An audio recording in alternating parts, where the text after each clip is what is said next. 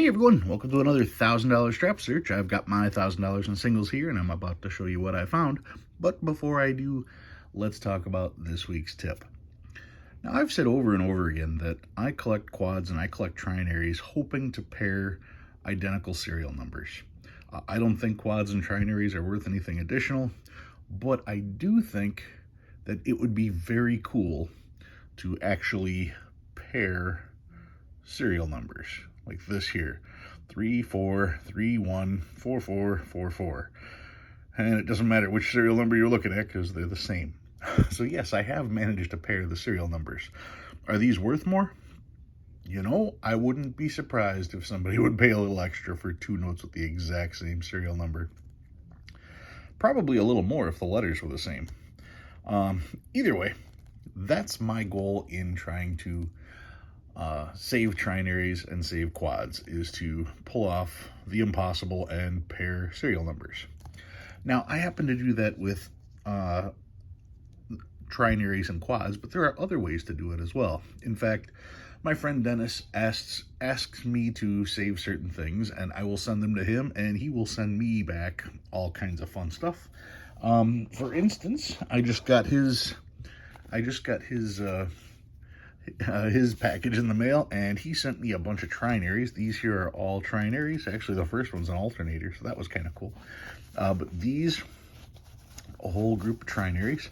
I did put these in order. I did go through my mine. There was, I think, 70 something in here, 67 or 70, something like that.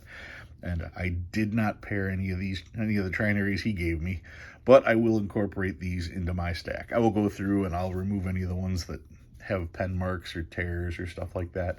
But all the ones he sent me, I did check to see if I could pair them, and I didn't. He also sent me a group of quads, and there were, see quad zeros on these. These are all quads here. There was 30 to 40 of these in here, and I went through these as well. And when I went through these, I didn't find a match, but I did find a note that he gave me that was one note away from matching. So it was a consecutive, and it wasn't a consecutive based on the year or the seal. It was a consecutive based strictly on the number. So that was kind of neat. Then he did send me other stuff too.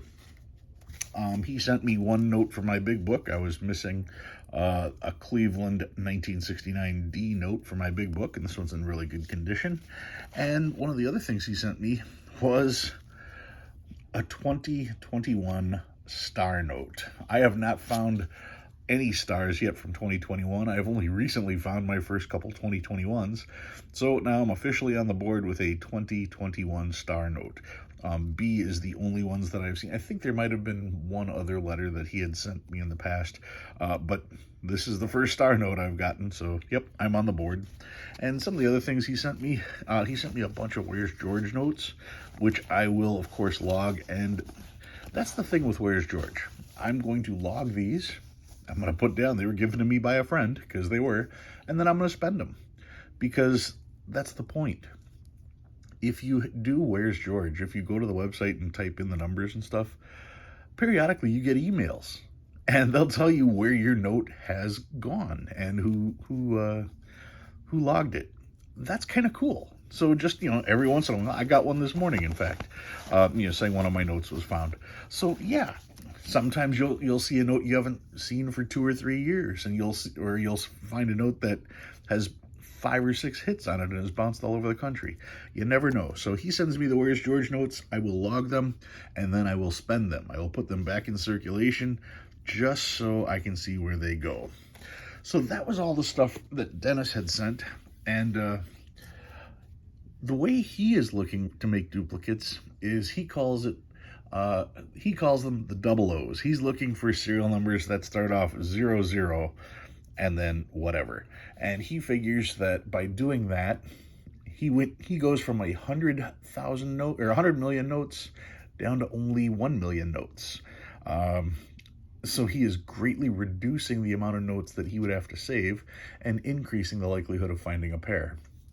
Now, like I said, I look for quads and trinaries. He looks for his double O's. So I save double O's for him, and I will send them out to him. He sends me his trinaries and quads. And I think Dennis was able to finally get a pair, if I recall correctly. So it's working for us. I get to search all my notes and technically his, and he gets the same from me. I highly recommend finding a partner to help in your endeavors to make pairs, especially if you're both looking for different things, because now you've got twice as many eyes on the prize. All right, that's what I've got there. Let me get these out of the way. And yeah, of course, speaking of prize, once again, there's the prize, 2 paired serial numbers. All right, what do I have this week? Well, we are continuing with the Vegas finds. I have notes from New York, New York, Treasure Island, Flamingo, The Link, Harrah's, Excalibur, Mandalay Bay, Park MGM, and the Luxor. These were the notes these are my finds from those casinos, and not a whole lot of high expectations with these because, well, you know, they are, I don't want to say they're higher end, but they're more family friendly or at least more middle of the road stuff. So let's take a peek what I got. Starting with a Where's George and another 2 Where's George notes. I got both of these in the same place. Both Where's George notes here. These came from The Link. You can see the stamp is pretty much the same. This one has it once, this one has it twice, but I have the feeling when I check them, they will both be from the same person. So that's that. But I mean, of course, I found it. I'm going to log it. What do I got here? This is an interesting note. It's kind of a rotator. It's not worth anything. I just find it interesting. 91011016. So it almost is a radar, except the 6 is upside down. That 9 and that 6. If you flip them over, see, then you also have the properties of a true rotator, which would then be 91011016. It reads the same upside down and right side up. Granted, ones don't really qualify in that, but I thought that still, such a rare thing to see. It reads the same way upside down and right side up. I find that interesting. I'm going to keep it. Got some trinaries, 4s, 8s, and 9s, 2s, 5s, and 6s, 1s, 2s, and 5s, 1s, quads. So this is quad 1s. And quad 4s with some writing on it, so if it's not a match, it'll go away. Quad 4s again, and again. Quad 6s, quad 9s, and some stars. Always checking, make sure that they are not filled in stars. Partially filled doesn't count. That's almost. If it's almost filled, almost worth something. 2017 A star, 2017 star, and 2017 star once again. Then I've got, I want to call them my older notes, but I'm starting with a 2021 because, like I said, from my Vegas notes, I actually found some 2021s. These were some of the first 2021s I ran into, so I pulled them. These were actually from Excalibur. This one was from Excalibur. That rotator, let's see, where was that? That was from Harrah's that I found that one. And here's the actual older notes, 2003A, another 2003A, 2003, another 2003, another one, 2001, 1999, 99, 1995, checking to see if it's a web note. Nope. Easy way to tell right here if there's a location, this E2, that's E2, right? Yep. There is no location on a web note, so if there's nothing here, it's a web note. And the oldest note was a 1988A. This one is crisp, also not a web note. So 2 shots at a web note, but did end up with a crisp note. All right, so what did I pull out this week? Well, this week, I've got some really cool stuff. I had to take these 2 notes down to my dealer and find out if they were real. Okay, what do I have? I have 2 notes. This is a $50. And as you read through all of the stuff on here, you will decipher that it is from this first day of March 1770. And this is a $2 note from this first day of March 1770. I have two colonial notes. Now, these two colonial notes, let's start off with this one here. They're both from Maryland. I know that because it says Annapolis on this one. Annapolis is in Maryland. Half of $1, yes, clear as day, so we know the value of the note. The date, 1770, that's easy enough. And if I look real close, I can see the M-A-R-Y-L-A, and this kind of goes away there for Maryland. Yeah, this is impressive. Now, you can see it has been either torn in half or cut in half at one point, and it looked like taped back together. You can see printed by AC and somebody green, looks like T Green, and the denomination is on the back as well, $50. And for anti-counterfeiting measures, they did the impression of a leaf because it was very easy to print letters, but printing nature was extremely difficult. Now, this particular note in and of itself is quite legible. It's, with the exception of being cut in half and taped together, there's a lot to like about this particular note. You can read the entire thing. Now, keep in mind it's written in Old English, so trying to make it out, it says dollar, and then it says F-H-A-L-L. They used the small letter F instead of an S. So even though that looks like F-H, it's technically S-H. So that's shall entitle the bearer. And as you read through it, everywhere that you see, well, here's an actual small S in bills, but so many times you're going to see that F instead of seeing an S, and it just makes it so difficult to read. I don't even know the proper way to write in Old English. Now, other things you're going to see here, this serial number, that's handwritten. It's darker in some spots, lighter in other spots. Those signatures, those are real signatures. Those are hand signed, and they are faded. And once again, showing the back of this one. Now, in comparison, this one here is a $2 note. Same thing with the S's. You're going to see the same thing. Here's shall again, once again starting with that F. Just really cool. Also hand numbered, hand signed. And checking the back of this one, you can see they used different types of leaves on the back of this particular one. Now, these are probably going to end up in my auction, and I just want to show some interesting things. I'm going to put them as a pair in an auction when I do, and the reason for that is, first and foremost, they're both 1770. They're both, what did I say, May 1st or March 1st? They're both March 1st, 1770.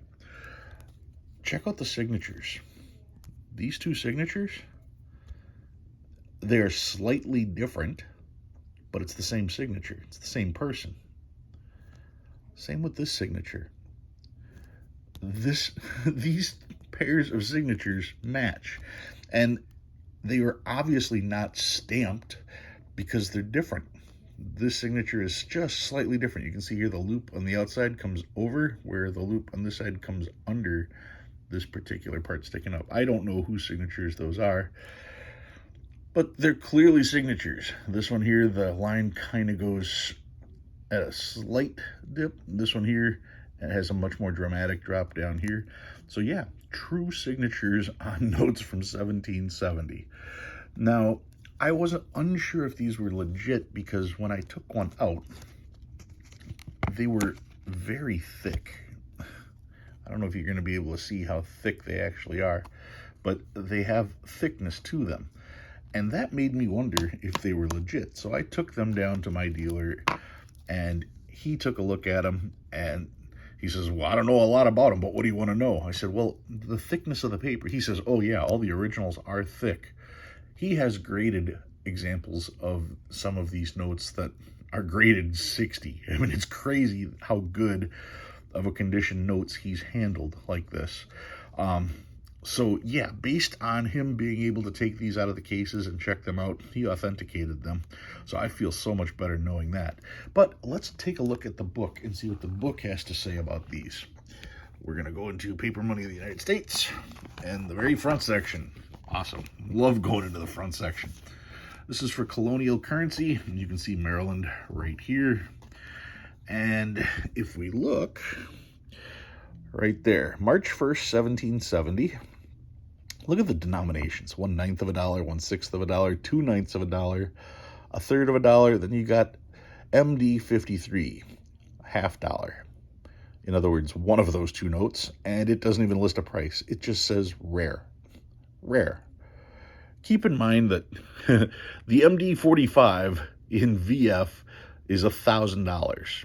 Okay, so they put a number for that. The MD 53 $1/2, no number, just says rare. In fact, if you go down to the other one, which is the MD 56 $2, that one says $100. I'm sorry, 56 says 125, 300, and 600, and you're talking 15, 25, and 45 as far as conditions go.